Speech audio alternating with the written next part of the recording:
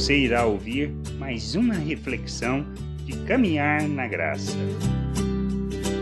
Onde está a verdadeira vida, a vida abundante? Como podemos experimentar, pois é o que nós desejamos. Desejamos da vida eterna, desejamos experimentar a verdadeira felicidade. Mas como podemos encontrar isso? É no nosso esforço? É no andar e no viver segundo o pensamento natural? É na busca dos nossos interesses? É na nossa ganância, no nosso egoísmo, no nosso orgulho?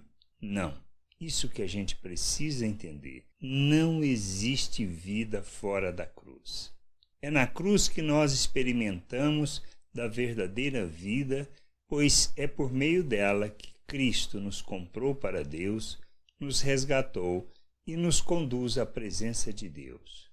Nós não estamos falando das circunstâncias que a gente pode estar vivendo ou pode vir a vivenciar. Os problemas, as lutas, eles existem e vão sempre existir. Os problemas não vão acabar quando conhecemos a Deus. O que precisamos entender é como enfrentamos esses problemas quando nós conhecemos a Deus.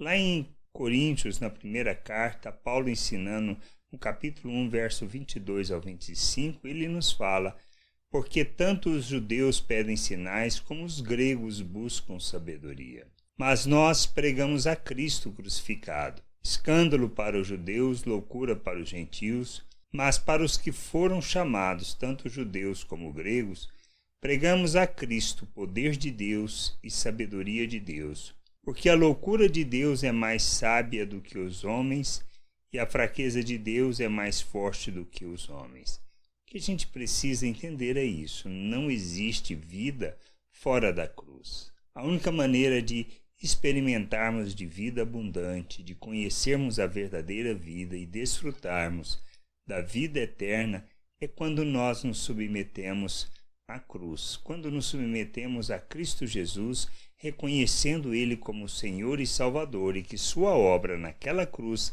em nosso favor é o que nos resgata para Deus, é o que nos compra para vivermos na presença de Deus. E aí sim, experimentando da verdadeira vida, conhecendo o Pai, conhecendo da sua vontade, compreendendo o seu querer, a gente viva segundo os valores eternos do reino de Deus e aí então experimentamos da verdadeira vida. Não se trata de um conjunto de mandamentos ou de obedecermos mandamentos, mas de compreendermos a vontade de Deus e vivermos na vontade de Deus. Que a gente possa crescer, amadurecer, conhecer o Pai, conhecer da sua vontade para vivermos em plenitude de vida, vida abundante, que revela a graça, a misericórdia, o amor de Deus, que expressa o nosso Deus neste mundo. A gente tem que entender isso. Sem a cruz não existe vida, pois Cristo mesmo nos ensinou sobre isso. E se desejamos ser seus discípulos,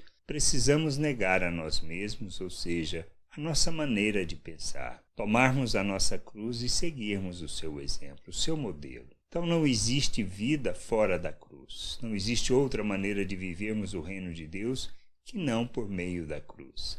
Pois é através da nossa morte, da morte para a natureza humana, para esse modo de pensar e esse modo de viver, que poderemos experimentar a verdadeira vida. O que a gente precisa entender é uma coisa muito simples. Os problemas não vão acabar. As situações talvez nem mudem tanto. Mas nós olhamos, ou passaremos a olhar tudo e passamos a olhar tudo sob uma perspectiva diferente, sob uma perspectiva eterna. E entendemos que em todas as situações, independente de estarem boas ou ruins, agradáveis ou não, nós revelamos Deus em nossas relações, glorificando o seu nome, revelando a sua glória e revelando as virtudes daquele que nos tirou das trevas. Que a gente possa entender, compreender estas coisas e buscar o conhecimento de Deus para glorificarmos o seu nome e enchermos a terra com o conhecimento da sua glória.